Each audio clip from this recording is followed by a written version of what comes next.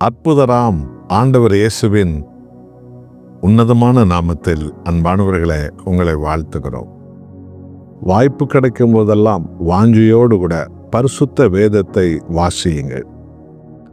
ஆண்டவர் உங்களை பலப்படுத்துவார், வழி நடத்துவதை காண்பீர்கள். எந்த ஒரு காரியத்திற்கும் மனிதர்கள் மேல் நம்பிக்கை வைத்து விடாமல் பரலோக தேவன் மேலேயே நம்பிக்கை வைத்து ஆண்டவராக இயேசுவின் சமூகத்தில் நீங்கள் ஜெபியுங்க. ஒருபோதும் வெட்கப்பட்டு போகவே மாட்டீர்கள். 22ஆம் சங்கீதத்தில் 22வது வசனம், உம்முடைய நாமத்தை என் சகோதரருக்கு அறிவித்து சபை நடுவில் உம்மை துதிப்பேன்.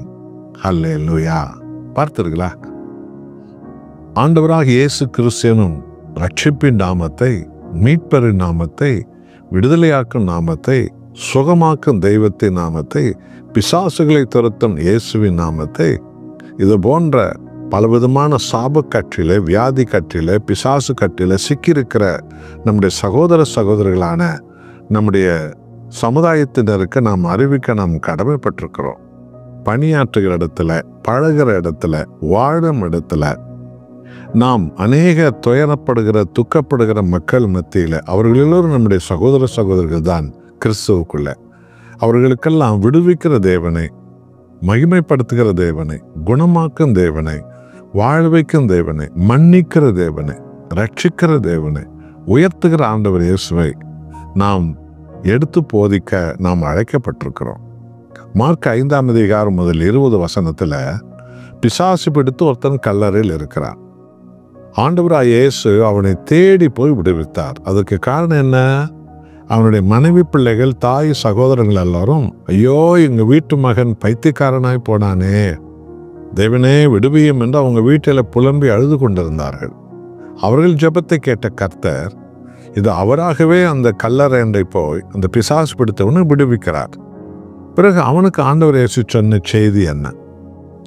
மார்க் 5:20, நீ உன் வீட்டுக்கு போ, உன் வீட்டாருக்கு தேவன் உனக்கு செய்த விடுதலை, உனக்கு கொடுத்த புது வாழ்வை அவர்களுக்கு போய் சொல், உன் ஜனத்தாருக்கு போய் சொல், உன் இனத்தாருக்கு போய் சொல் என்று அவனை ஆண்டவர் அனுப்புகிறார்.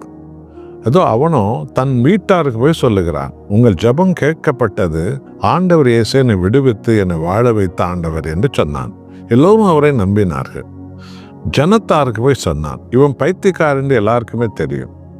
ஆண்டவராக இயேசு என்னை விடுதலை கொடுத்து விட்டு எனக்கு புது எதிர்காலத்தை கொடுத்தார், அவரே ரட்சகர் என்று சொன்னான். எல்லோரும் நம்பினார்கள்.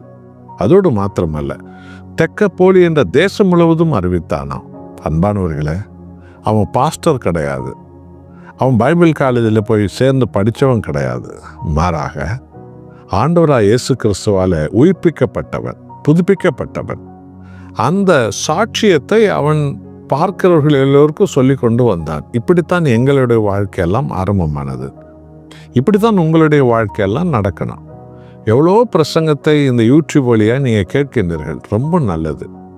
ஆனால் என்றைக்கு நீங்கள் தீர்மானித்தீர்கள், என் ஆண்டவராக இயேசுவை, வல்லமையின் கடவுளை, மீட்பின் தெய்வத்தை, கர்த்தராக இயேசு என்னும் தெய்வத்தை நான் பிறருக்கு சொல்ல வேண்டும், துயரப்படுகிற, வியாதியில் இருக்கிற, பிரச்சனையில் இருக்கிற, பிசாசுபடியில் இருக்கிறவர்களுக்கு நான் சொல்ல வேண்டும், அவரை அவர்கள் தேட வேண்டும் என்று நீங்கள் எத்தனை முயற்சி எடுத்திருக்கின்றீர்கள்?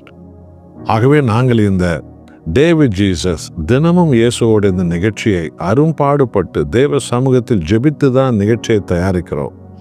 தேவன் தந்த வசனத்தை தான் போதிக்கிறோம். எதுக்கு தெரியுமா? நீங்கள் எல்லோரும் எங்களைப் போல பல ஆயிரங்களுக்கு, பல லட்சங்களுக்கு ஆண்டவர் இயேசுவை அறிவிக்கிறவர்களாக நீங்கள் இனி மாற வேண்டும் என்பதற்காகவே. ஆகவே அன்பானவர்களே, தேவனை குறித்து என் சகோதரர்களுக்கு நான் அறிவித்தேன் என்று தாவீது சொன்னது போல நீங்களும் நாமும் நம்முடைய சகோதர சகோதரர்களான இந்தியர்களுக்கு, நம்முடைய ஜாதி ஜனத்தாருக்கு, நம்ம சுற்றிலும் இருக்கிற பல தெய்வ பக்தி உள்ள ஒவ்வொருவருக்கும் ஆண்டவர் இயேசுவே மெய்யான இரட்சகர் என்பதை அறிவிப்போம். அந்த தீர்மானத்தை இன்றைக்கு எடுங்கள். இதற்காக நாம் ஜெபம் பண்ணலாம். அன்புள்ள ஆண்டவரே, என்னோடு ஜெபிக்கிறவர்களை பொல்லாங்கிலிருந்து விடுவித்தீர், பாவத்திலிருந்து விடுவித்தீர், வியாதியிலிருந்து விடுவித்தீர், தரித்திரத்திலிருந்து விடுவித்தீர், கண்ணீரிலிருந்து, ஆபத்திலிருந்து, துக்கத்திலிருந்து இவர்களை நீர் விடுவித்தீர். நீர் விடுவிக்கிற தேவன் என்பதை இவர்கள் கண்டு கொண்டார்கள். அதை இவர்கள் ஆண்டவரை பிறருக்கு சொல்லும் பாத்திரங்களாக இன்று முதல் மாற பரிசுத்த ஆவியால் அபிஷேகிப்பீராக. ஒருவரும் வீணாய் போவது உமது விருப்பம் அல்ல.